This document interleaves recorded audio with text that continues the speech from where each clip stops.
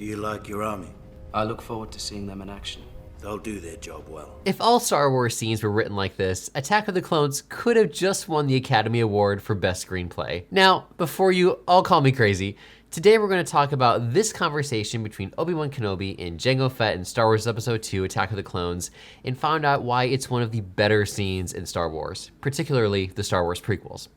Now for this scene, if you cut out the introductory and the closing dialogue, there are only 22 lines in this whole scene, but quite a lot is packed into this scene. First things first though, it's important to identify the audience perspective going into this scene.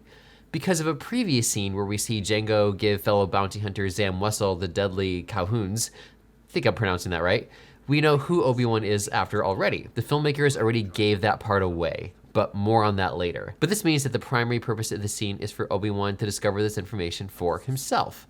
The secondary purpose is to expose some of Jango Fett's layers so that we can better understand who he is as a character. For example, how Jango processes threats. The technique that George Lucas uses to write this scene is called subtext. At its heart, subtext is when characters say one thing, but really mean something else. It's usually fairly subtle, or it should be in most cases, and it's a powerful tool characters use to try and achieve their goals or try to get what they want. Another way to put it is, subtext is the art of saying what's not being said.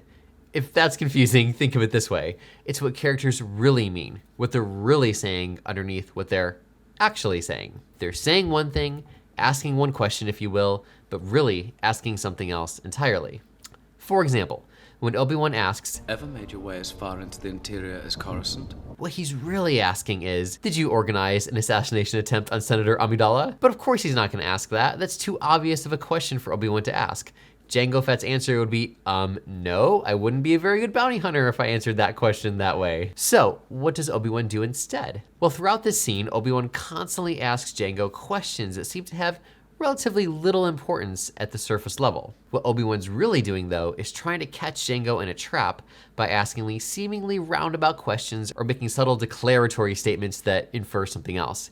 His questions have a deeper, alternate meaning. For example, Obi-Wan starts with trying to catch Jango Fett off guard by praising the clone army that's been built from Jango's DNA. Your clones are very impressive. You must be very proud. Jango responds nonchalantly with, I'm just a simple man trying to make my way in the universe. or in actuality what he's really saying is, two can play this game, Mr. Jedi. Jango Fett knows exactly what Obi-Wan's doing here because he's a smart bounty hunter and dishes the subtext right back at him. The fact that Jango instantly understands what's going on and has the presence to respond in like form shows us, the audience, that Fett is more than just muscle.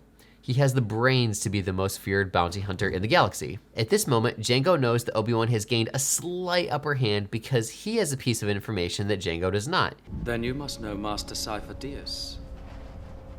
Jango needs a moment to decide how to respond, so he manufactures a pause to tell Boba Fett to close the door to the room that is hiding the most important incriminating piece of evidence that Jango has, his armor. Jango uses this quick break in the conversation to make a decision on how he is going to respond, and he responds almost flippantly with, Never heard of him. returning the verbal duel to an even ground, as it's now Obi-Wan's turn to be surprised.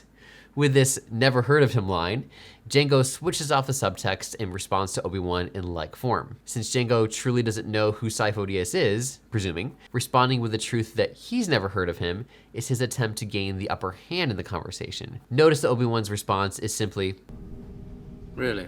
he doesn't believe Jango, of course. Jango notices this and jumps in and for the first time offers a piece of information that actually hasn't been asked. I was recruited by a man called Tyrannus on one of the moons of Bogdan. Obi-Wan's second one-word response Curious. reveals that 1, he has never heard of Tyrannus, and 2, that he still doesn't believe Jango.